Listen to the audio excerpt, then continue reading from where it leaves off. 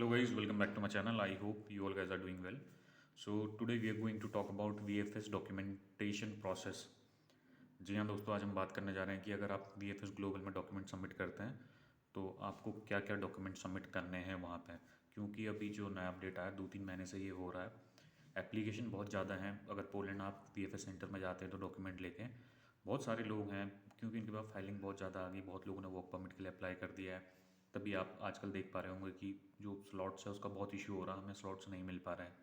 Slot सारे pre booked हैं agent के थ्रू। अगर आप जो टाइम ड्यूरेशन होता है, जैसे 3 से 4 के बीच में पोलैंड के VFS की जो वेबसाइट ओपन होती है, उस टाइम पर देखो तो आप 3 बजे के टाइम पर लॉगिन करते हैं तो साइट बहुत स्लो हो जाती है। बड़ी मुश्किल से अपॉइंटमेंट मिल पा रहा है। क्योंकि मैंने जैसे देखा था, मेरे को फरवरी में अपॉइंटमेंट मिला था।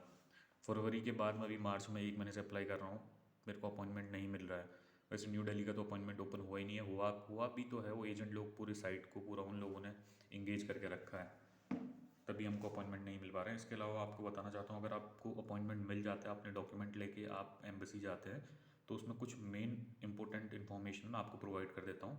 जो आपके डॉक्यूमेंट कलेक्ट करते हैं वो लोग आपके डॉक्यूमेंट सारे नहीं ले रहे हैं। अगर आपको ऐसा बोलेंगे कि वो सपोर्टिंग डॉक्यूमेंट जैसे हैं आपके accommodation letter, guarantee letter, offer letter तो सबमिट करेंगे ही वो।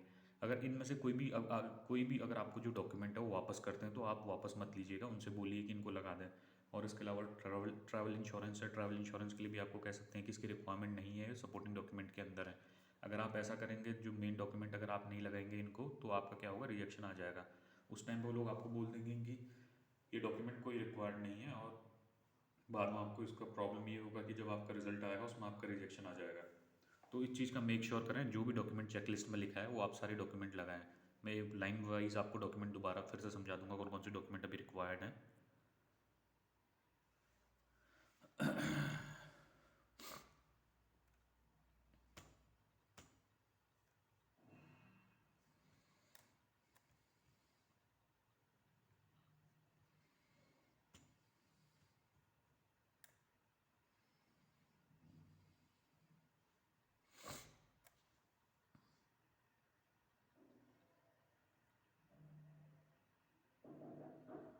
आप चेक कर सकते हैं, यहाँ पे मैं स्क्रॉल डाउन कर रहा हूँ, बिगिन विद योर एप्लीकेशन से view more, download the visa application form, भी तो उसके लिए है। आइडेंटिफाई वीज़ा टाइप, सबसे पहले इसमें क्लिक करना है।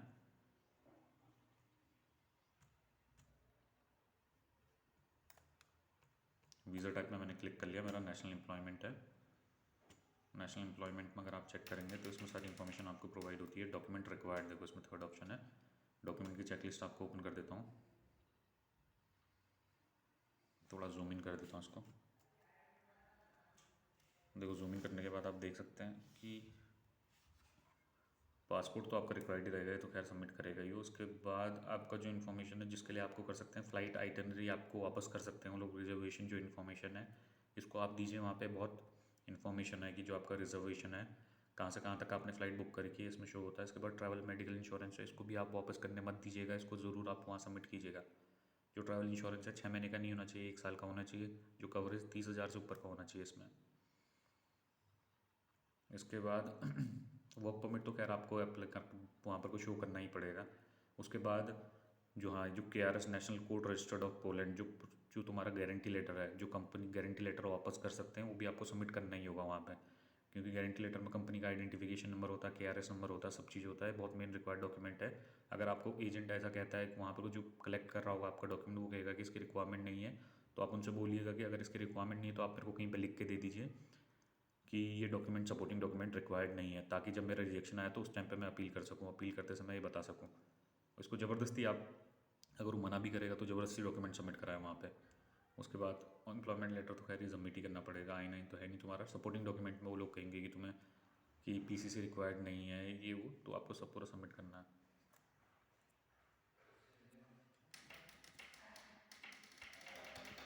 Just give me a second. इसके अलावा भी एक रीसेंट रिजेक्शन आया जिसमें अकोमोडेशन के लिए रिजेक्शन आ रखा है। तो जो कैंडिडेट था उसको इसकी इन्फॉर्मेशन नहीं थी कि अकोमोडेशन लेटर भी शो करना पड़ेगा, और बिना अकोमोडेशन लेटर के उसने वहाँ पर कोई डॉक्यूमेंट फाइल सबमिट कर दी।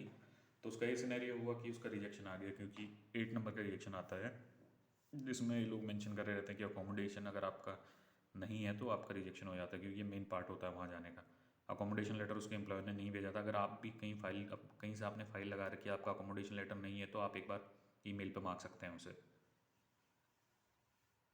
इसके अलावा तो खैर सारे नॉर्मल डॉक्यूमेंट है, ये तो खैर आपको सबमिट ही करने पड़ेंगे। एडिशनल डॉक्यूमेंट हो गया, रेसिडेंस प्रूफ, आईडी कार्ड तो यहाँ का शो करना ही पड़ता है आपको। 7 नंबर में आपका रिजेक्शन आ सकता है, तो आपको बताऊँगा अकोमोडेशन लेटर आपको सपोर्टिंग डॉक्यूमेंट है, नेसेसरी आपको शो करना है वहाँ पे, अगर डी कैटेगरी के वीज़ा पे जा रहे हैं तो आप। और बैंक स्टेटमेंट भी बहुत मेन डॉक्यूमेंट है, ये डॉक्यूमेंट आपको सबमिट करने ही है, बहुत ज़रूरी है। अगर वो लोग मना भी करते हैं फिर भी आपको करना ही है, अगर नहीं करेंगे तो आपका रिजेक्शन आ जाएगा। क्योंकि अभी बहुत पिछले 2-3 महीने के अंदर बहुत ज़्यादा ऐसा सिनेरियो हो रखा है जिसमें उन लोगों ने जो डॉक्यूमेंट हैं, कैंडिडेट वहाँ डॉक्यूमेंट लेके गए हैं, उनको मना कर दिया कि ये डॉक्यूमेंट रिक्वायर्ड नहीं है और उनका रिजेक्शन आ गया। और जिन जिन के डॉक्यूमेंट सबमिट हो रखे हैं उनका वहाँ पर को वीज़ा उनको प्रोवाइड कर दिया गया था। ऐसा हुआ था बीच में, एक स्लॉट में ऐसा हुआ था कि जैसे 4 बंदे गए थे वहाँ पे, 4 बंदों में 4-5 बंदे गए थे, उसमें से कुछ कुछ जो कैंडिडेट हैं उनके डॉक्यूमेंट उन लोगों ने सबमिट नहीं करा, उनको कहा कि इसकी रिक्वायरमेंट नहीं है, आप ओरिजिनल डॉक्यूमेंट अपने साथ ले जाएँ। और फिर जब 14 दिन बाद रिजल्ट आया तो जो डॉक्यूमेंट उनको अपने साथ ले